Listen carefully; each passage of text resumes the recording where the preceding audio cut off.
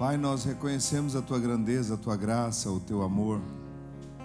Reconhecemos a Tua palavra poderosa que nos governa, nos direciona, nos ensina, nos exorta, nos consola. Tua palavra que é pura, que é santa, que é viva, que é eficaz. Tua palavra pela qual todas as coisas são governadas na terra. Nós reconhecemos a Tua bendita palavra e o Teu amor para conosco. Por isso nós Te louvamos, nós Te bendizemos e reconhecemos o Teu Filho Jesus, que trouxe essa palavra para nós, inspirado pelo Teu Espírito, segundo a Tua vontade, porque Ele mesmo disse: as palavras que eu vos digo, eu não digo de mim mesmo, mas o Pai que me enviou é que fala em mim e através de mim. Por isso nós Te louvamos, Te agradecemos. Que a Tua palavra venha nos trazer para um lugar novo, um lugar eficaz para nossas vidas, um lugar de conforto, de consolo, um lugar de graça, um lugar de bondade, porque a Tua palavra quer nos laçar e nos transportar do reino das trevas para o reino do Filho, do Seu amor, e nós cremos que a Tua palavra faz isso. Então fale conosco, nos revele, nos ensine e estenda Suas mãos para que se faça sinais, maravilhas, prodígios, pelo poderoso nome de Jesus. Que esse seja um culto de prosperidade em todas as áreas das nossas vidas, e nós Te daremos o louvor, a adoração, a ação de graças, em nome do Senhor Jesus. Amém. Amém, glória a Deus. Eu senti um amor bem diferente, alguma coisa bem mexeu aqui dentro do meu espírito. E olha que nesses últimos dias eu estou bastante sensível para o Espírito de Deus. Eu estou vivendo uma nova fase na minha vida espiritual. Não é por merecimento, não, é porque a gente vai andando com Deus, a gente vai entregando mais. E eu sinto que eu entreguei mais nesse ano para Deus. Eu entreguei mais porque eu trabalhei muito em intercessão. Eu vi o clamor dos nossos irmãos quando eu estava passando por problema de dificuldade na área de saúde. Eu vi o medo da igreja, eu vi assim, nas minhas orações, quando eu entro na presença de Deus, eu consigo enxergar o ministério. Deus me traz à memória e o rosto, algumas pessoas. Eu não sei muito o nome de todo mundo, mas vem o rosto das pessoas. E foi um ano assim de bastante trabalho de intercessão. Eu nunca trabalhei intercedendo tanto quanto eu trabalhei esse ano, assim, mas intercessão assim de você prostrar mesmo diante de Deus e sair dali sem força nenhuma. Porque nosso povo passou medo. Nosso povo teve um ataque tão violento, o Brasil, o mundo todo teve um ataque tão violento, e está tendo um ataque tão violento. E assim, para que não houvesse medo no meio do rebanho que Deus me confiou, para que eu apacente esse rebanho. Então não tem ninguém que podia chegar diante de Deus e interceder mais do que eu podia fazer isso. Eu não podia pedir isso para outra pessoa fazer por mim, porque era uma missão que Deus me deu com aqueles que me foram confiados. E você que faz parte desse ministério, então você não faz ideia do tamanho da nossa responsabilidade, que é de interceder por você. E se tem uma coisa que anula a fé, é o medo. Porque quando você tem medo, você está dizendo que tem alguma coisa mais forte atacando do que o próprio, do que o maior te atacando, do que o Senhor Deus. Então, no momento que nós estivermos atacados, atribulados, naquele momento, nós precisamos encontrar dentro de nós aquela paz que o Senhor Jesus dá. Porque o milagre ele atua dentro da paz. Ele atua dentro da segurança, dentro da certeza. E quando a gente tem aquela certeza, a gente está passando por tribulação, mas você consegue deleitar no Senhor, descansar no Senhor. Naquele momento, tudo acontece. Daniel, quando ele entrou na cova dos leões, ele entrou tão convicto, porque Daniel passava 3 vezes por dia, virado o rosto para o Oriente. O Oriente é o lado que apontava aquela estrela, você lembra? A estrela do Oriente. Do lado que vinha Jesus Cristo de Nazaré. E Daniel virava o rosto dele para o lado do Oriente, que é uma sombra de Cristo, e ele confiava no Deus dele de tal maneira que quando foi jogado na cova dos leões, ele não teve pânico, ele não teve medo, ele não esperneou para não entrar lá dentro, não. Ele foi completamente em paz, porque a vida dele não era mais dele, estava completamente entregue. E às vezes, quando a gente é atacado em algumas áreas da vida da gente, a paz vai embora. Mas a Bíblia diz: busca a paz e siga. Teu coração tem que ter paz em meio à guerra, em meio à tribulação, em meio ao caos, porque se você não tiver paz, você faz besteira naquele momento. Não importa, maior é aquele que está em nós do que aquele que está no mundo, e essa paz que tem que encher a gente. Então nesses dias eu trabalhei muito esse ano. Meu espírito ficou assim de tal maneira que eu não tinha como nem respirar direito. Para você ter uma ideia o que é trabalhar, me ligou um irmão no nosso meio, não sei se ele está aqui, mas me ligou 4 horas da manhã. Eu fui dormir 2 e 4 horas eu acordei com o telefone tocando. Eu não desligo meu telefone hora nenhuma.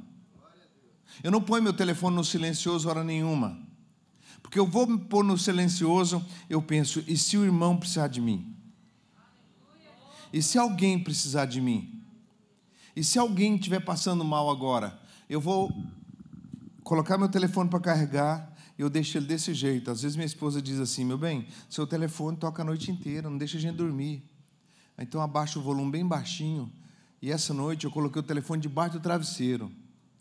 E 4 horas da manhã ele tocou. O irmão dizendo para mim: pastor, eu estou muito mal, estou sendo atacado aqui, eu estou muito mal, estou passando mal. E eu parei aqui, entre o sono e o acordado, eu parei. Como eu dormi ligado com Deus, então é fácil conectar com Deus. E eu perguntei para o Espírito Santo naquele momento: o que está acontecendo? O Espírito Santo disse assim: ele desobedeceu você.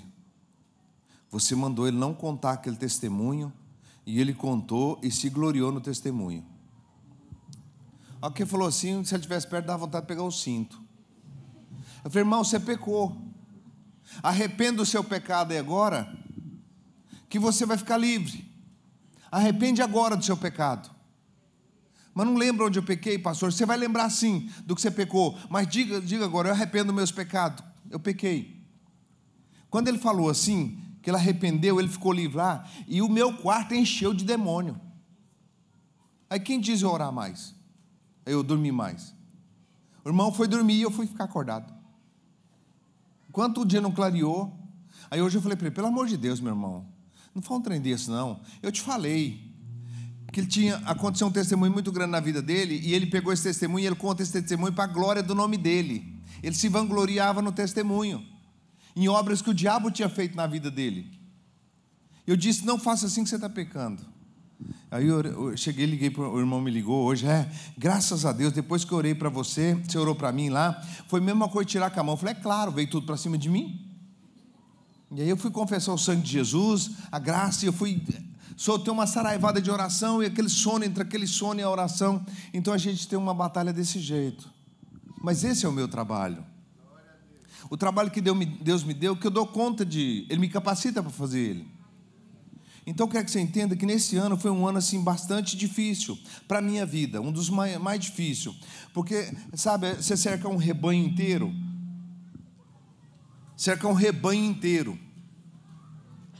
e dizer: não vai tocar, não vai acontecer nada de mal no nosso povo, nós não vamos ter perca no nosso povo. Então no nosso coração tem um sentimento assim, de cuidar como um pai cuida de um filho, de zelar como um pai zela de um filho, de interceder como um pai intercede para o filho, de dar instrução, a instrução que verdadeiramente te leva para ser mais que vencedor.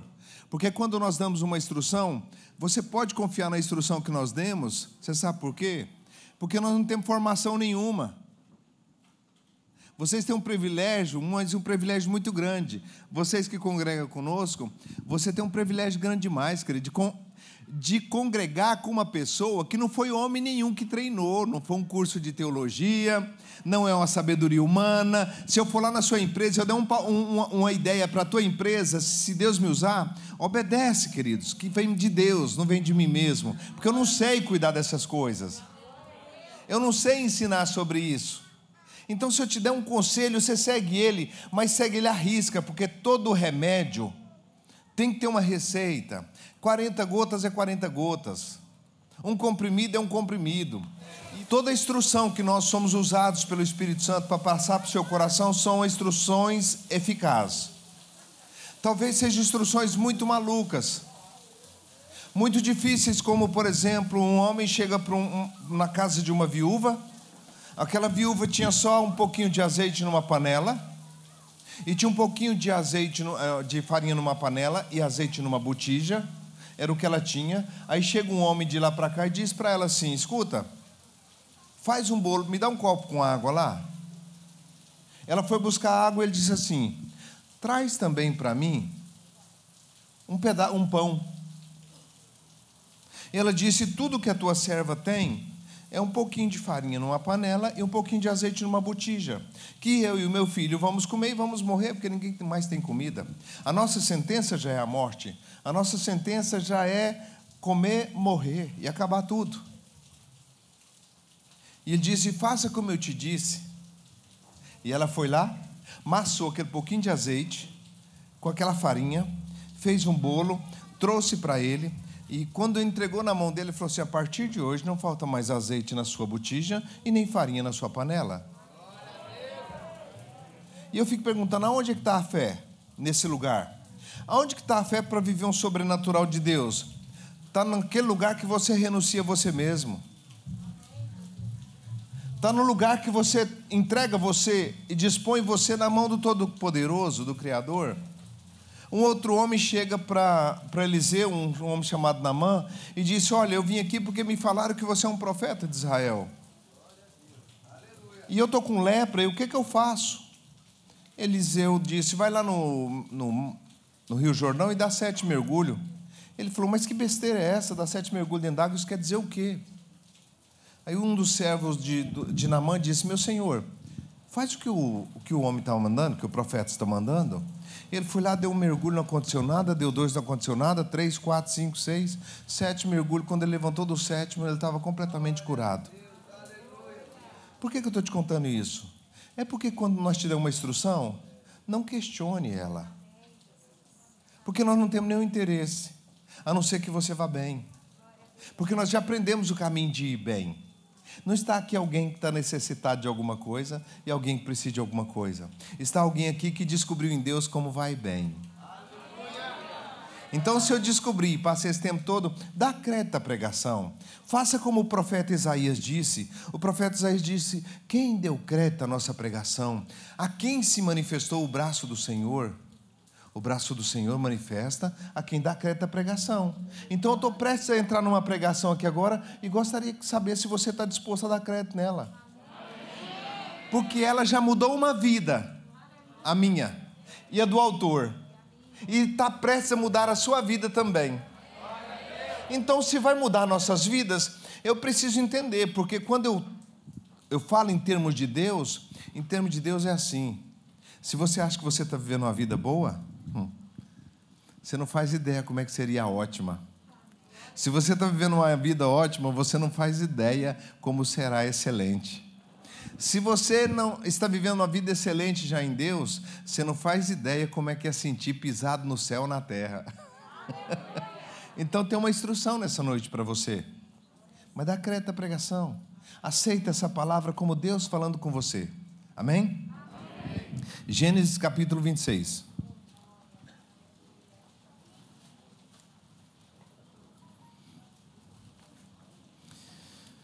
Gênesis capítulo 26.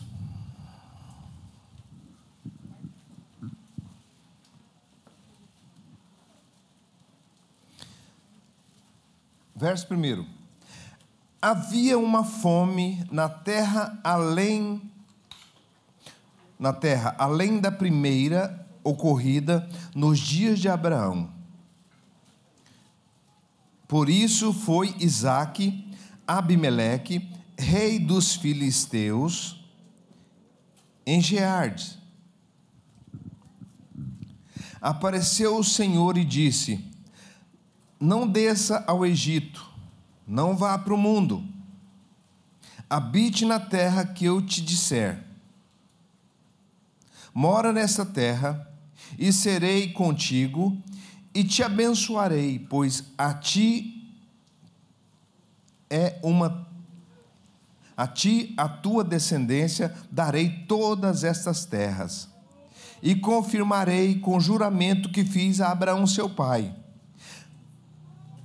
Multiplicarei a tua descendência como as estrelas do céu, e te darei todas essas terras, e por meio delas serão benditas todas as nações da terra. Porque Abraão obedeceu a minha voz. Ou seja, Deus falou assim: Isaque, o meu negócio não é com você, o meu negócio é com teu pai Abraão. Agora, se você obedecer e você não ir para o Egito, não ir para o mundo, não andar como o mundo anda, procurar cada dia mais sair do mundo e não voltar para o mundo, e não proceder, o que é voltar para o mundo? Voltar para o mundo é você nunca mudar e proceder sempre do mesmo jeito. Se pisar no seu calo, você dá o mesmo grito que você dava antes de ser batizado. As suas ações todas, elas não mudaram com relação ao tempo que você estava no mundo. Você está vivendo o mesmo mundo hoje, mesmo estando no Evangelho, sendo cristão, mas as suas ações ainda é compatível com aquelas que você tinha quando era o velho homem, a velha mulher. Isso é estar no mundo. Estar no mundo é ter procedimento com os mesmos problemas que você tinha no mundo e ter procedimentos diferenciados, diferentes, de acordo com a palavra de Deus. Era isso que Deus estava falando para Isaque. Isaque, o teu pai andou comigo com inteireza de coração. O teu pai fez o que era reto aos meus olhos. Então, Isaque, eu quero te chamar a atenção também. Não vá para o Egito, porque se ele falava para ele não ir para o Egito, é porque ele tinha uma ideia de ir para o Egito. Ele tinha um desejo de ir para o Egito, para o mundo. Então ele falou: não vai para o mundo não, Isaque, fica nessa terra que eu te mostrei, porque eu vou te abençoar aqui na terra. Terra que eu estou te falando não é lugar, não é Rondonópolis, não é Brasília, não é Goiânia, terra é do reino. Fica dentro da palavra de Deus, fica dentro do lugar que eu te mandei ficar, e eu vou te abençoar, e benditos serão todos os povos da terra por causa de ti, Isaque. Você será uma bênção, Isaque. Então fica aqui o próprio Deus ensinando Isaque a não sair desviado da promessa que ele tinha feito a Abraão, porque ele diz para Abraão: em ti eu farei uma grande nação. E ele agora está confirmando, Deus está confirmando para Isaque aqui no texto, que ele faria uma promessa, que ele queria cumprir a promessa de Abraão nele, em Isaque. Olha o que ele diz, verso 5: porque Abraão obedeceu a minha voz e guardou os meus mandados, os meus preceitos, os meus estatutos, as minhas leis. Assim habitou Isaque em Gerar. Isaque falou: bem, se Deus está falando, o Deus do meu pai Abraão, o Deus do meu pai que levou eu lá no altar para sacrificar, o Deus que meu pai serviu ele com todo o coração, se o mesmo Deus dele está falando comigo, eu vou obedecer.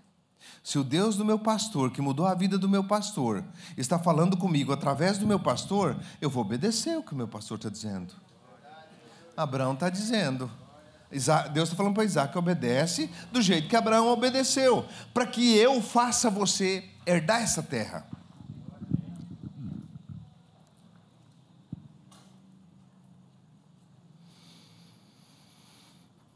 Perguntou-lhe os homens daquele lugar acerca de sua mulher. Disse: é minha irmã, porque temia em dizer: é minha mulher, para que dizia ela, para que dizia ele: não me mates os homens desse lugar, por causa de Rebeca, porque era muito formosa. Engraçado, né? A gente vê a deformidade no pai e no filho, né? Abraão, quando foi entrar no Egito, com medo do faraó matar ele, falou que Sara é a irmã dele. Aqui está Isaque entrando no meio do filisteu e dizendo: olha, Rebeca é minha irmã, não é minha mulher. Cometendo o mesmo erro do pai, né? Por isso que é muito importante, pai. Pai, pai que está aqui, se você vê o quanto que é importante você orar na frente dos seus filhos, você ensinar eles a orar, para que eles não fiquem, se você não fizer uma força para mudar a forma de você viver dentro da sua casa, o teu filho vai herdar tudo o que você é. Se você é avarento, teus filhinhos todos serão avarentos. Se você vê dificuldade em tudo, essa dificuldade passa para os teus filhos. Tudo passa para os filhos. Aqui nós estamos vendo uma lição de que Abraão tinha medo, teve medo, e Isaac também teve medo. Meu irmão, quando você vê o seu filho proceder dentro das suas deformidades, não agrada disso.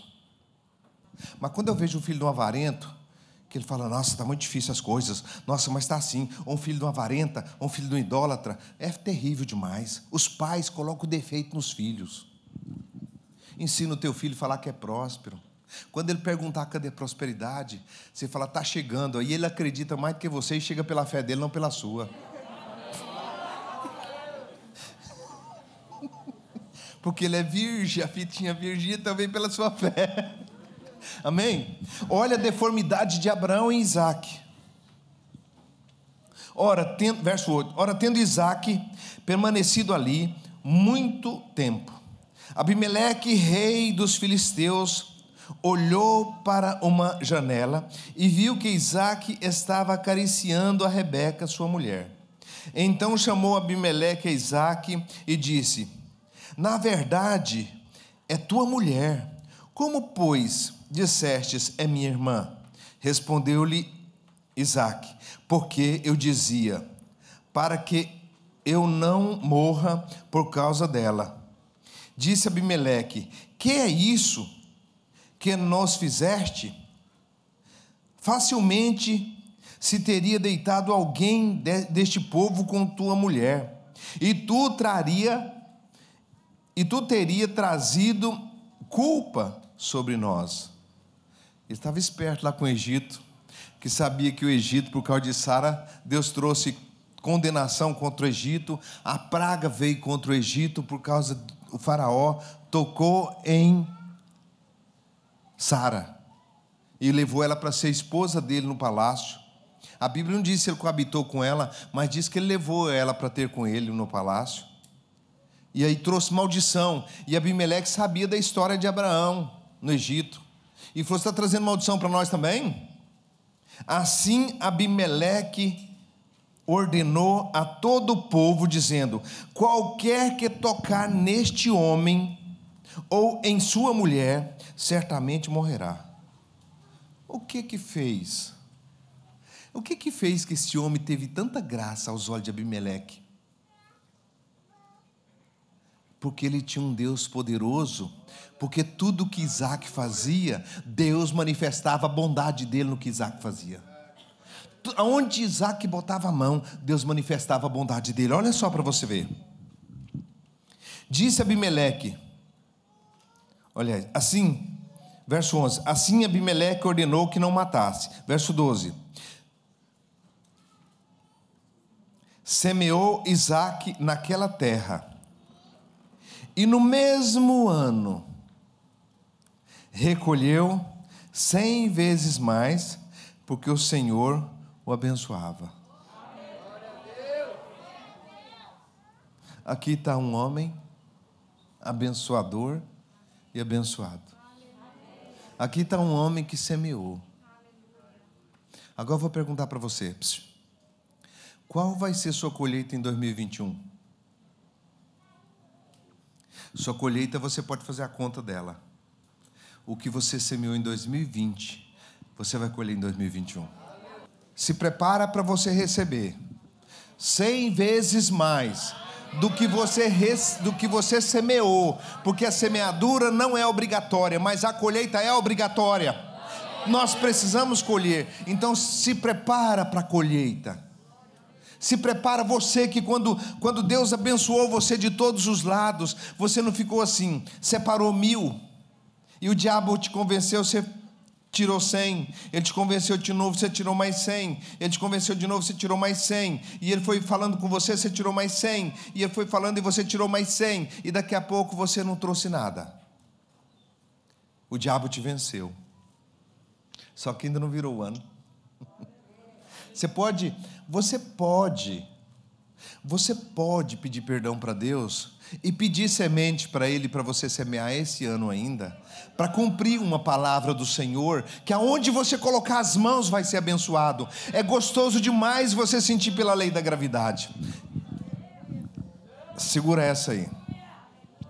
Quando eu era criança na fazenda, nós tínhamos uma cisterna, e era difícil tirar água dessa cisterna. Alguém já tirou água de cisterna? Já, né? Aquilo, quando o sari, nós chamávamos de sari, não sei como é que você chama aquilo. Aquilo escapava e batia na mão da gente, amassava o dedo da gente, tudo. E nós estávamos lá tirando água para lavar roupa, para fazer comida, para fazer as coisas todas, e fazendo aquela força grande no braço, e guri pequeno, nós vinha trazendo o balde, estava chegando cá em cima, às vezes ele escapava da mão, e ele descia no 12, lá arrebentava lá no fundo do poço. E um dia meu pai teve uma grande ideia. Deus iluminou meu pai, graças a Deus. Deus iluminou meu pai. Lá em cima do monte, lá em cima, lá do outro lado tinha uma meninha que descia, e era a nascente de um riozinho que tinha lá na fazenda do meu avô. Era uma nascente do rio, e tinha uma mina desse tamanho que jorrava aquela água daquela nascente. E meu pai teve uma ideia. Meu pai falou assim: eu vou fazer um rego d'água de lá daquela nascente e vou trazer água aqui em casa. E meu pai começou a cavar. Na hora que ele estava cavando era muito difícil. Na hora da semeadura é difícil, porque o diabo é seu companheiro. Ele vem naquele momento da semeadura, ele cola em você e fala: não faz isso. Porque ele quer que você entenda que você está dando é para homem, não é para o próprio Deus. Você não está fazendo para a glória do Deus vivo. E aquela água, meu pai começou a cavar lá. Aí eu lembro como se fosse hoje, meu pai fez um mutirão. E nesse mutirão meu pai chamou os meus tios, os meus vizinhos, todos os vizinhos nossos da fazenda, e meu pai juntou aquele monte de homem com picareta, cavadeira, enxadão, enxada, foice, machado, e nós marchamos todo mundo, eu levava comida na cabeça para eles lá. E meu pai começou a cavar e fazer um rego d'água. E foi fazendo um rego d'água, e essa água veio mais ou menos de uns 1.500 metros de lá. E aquele rego d'água veio e chegou no quintal do meu pai. Aí meu pai falou assim: agora vamos abrir.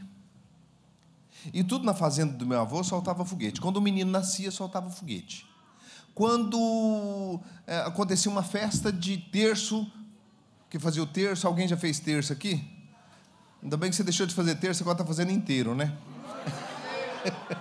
Tudo que fazia soltava foguete. Nascia um menino, quando era menina era 5 foguetes que soltavam. Quando era menino era 6 foguetes.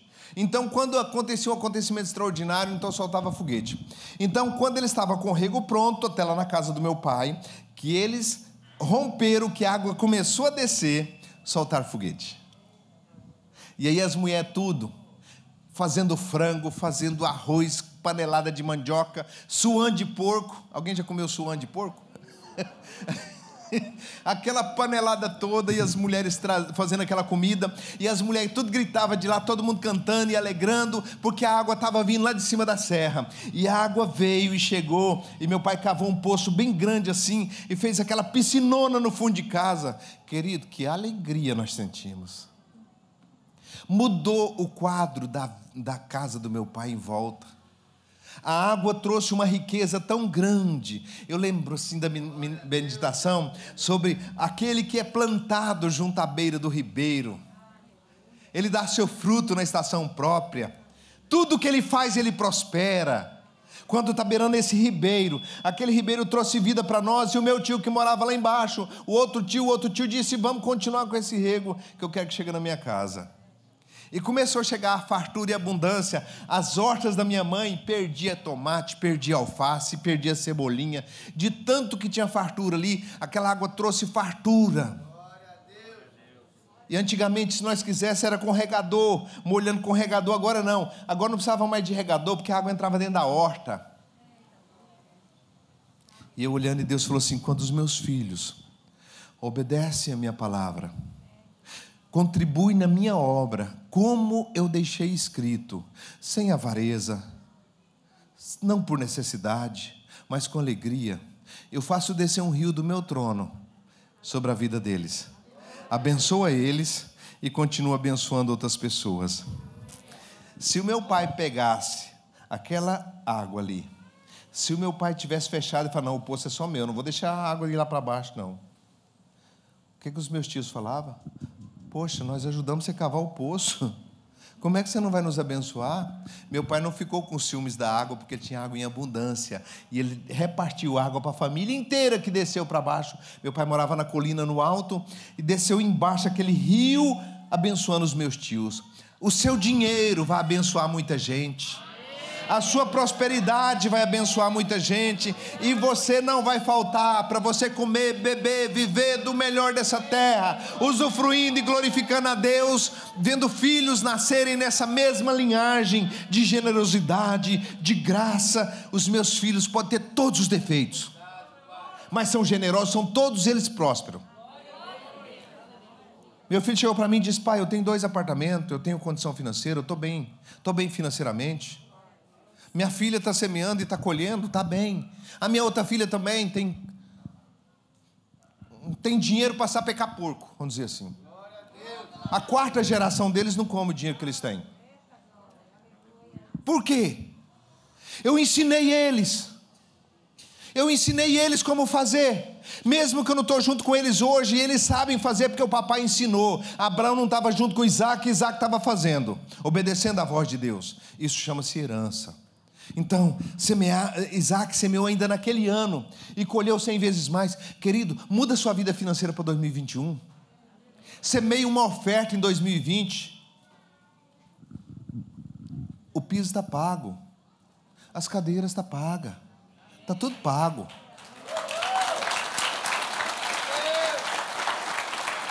Está tudo pronto.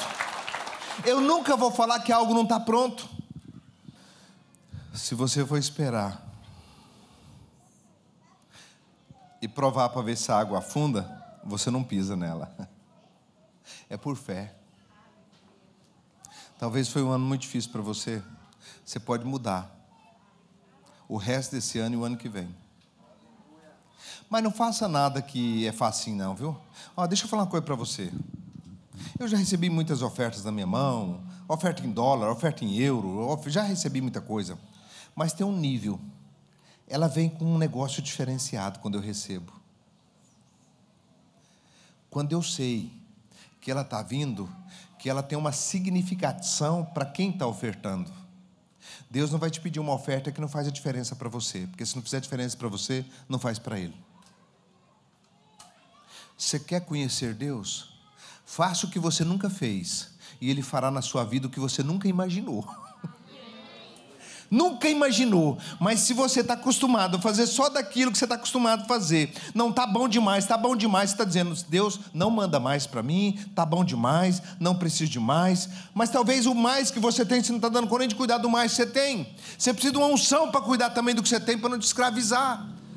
Então tudo isso você precisa. Prosperidade não é só de ter dinheiro, quer ser feliz, não. É em tudo que você vai fazer. Isaac semeou, e se você, eu não vou ler isso aqui, porque você vai ler no final, você vai ler na sua casa, você vai se interessar e saber o que Isaac fazia. Isaac cavava um poço no lugar que não dava água, e o trem minava a água. Para todo mundo não dá certo, para você dar. Você obedece a Deus. Para ninguém dar certo, para você dar. Todo mundo em crise, você não. Todo mundo perde, você não perde, porque você está submetendo ao que a palavra de Deus diz, não é o que o pastor Célio está dizendo. Obedece só a palavra. Então Deus nunca pediu uma oferta para ninguém que não fosse expressiva para você. Eu tenho que dar aquilo que move no meu coração. Agora eu vou finalizar para você entender. Eu gosto muito de brilhante, diamante. Sou apaixonado por diamante. E o moço veio e falou assim: eu quero que você abençoe meu garimpo. Eu falei: abençoo. Se você trazer as primeiras pedrinhas para mim.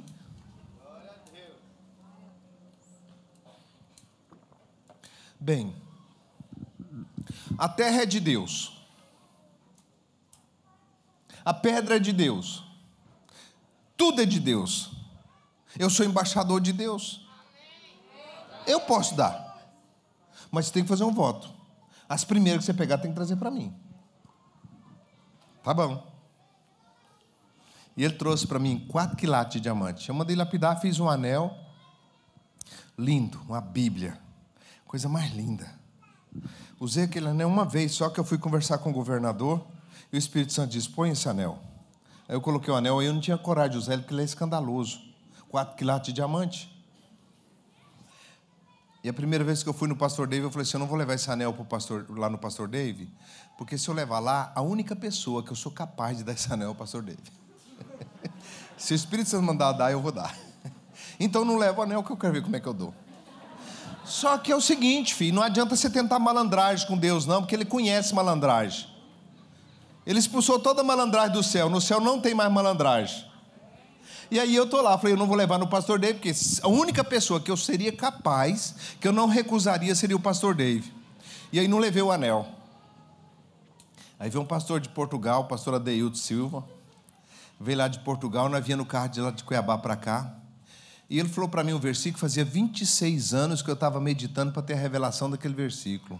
Espírito Santo, o que é isso? Eu li, eu reli, eu amarelei minha Bíblia, eu lia de trás para frente, eu fazia conjugação com outros versículos, e nada de ter a revelação, e eu procurando aquela revelação poderosa e tal, e não tinha. Falei, eu cansei, não dei conta de procurar mais. Falei, isso aqui eu vou saber lá no céu, certo? Deus não quer me revelar.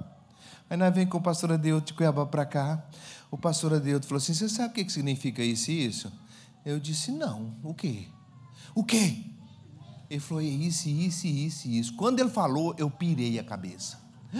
Eu fiquei tão feliz, eu falei, eu quero essa revelação para mim. Agora o pastor Adeildo não tem nada comigo, nem eu com ele.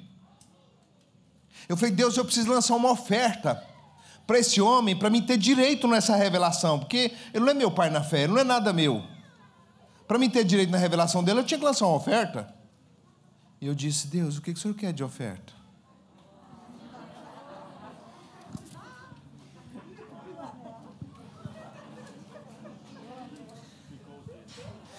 Estragou minha viagem de Cuiabá para cá.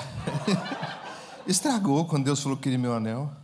Falei, não, meu anel não, sangue, isso não é a voz de Deus, essa voz não é de Deus, não é de Deus, essa voz não é de Deus, não dá, eu não tinha coragem de dar para o pastor Dave, eu fui lá para não dar para ele, porque o anel custava uns 200 conto,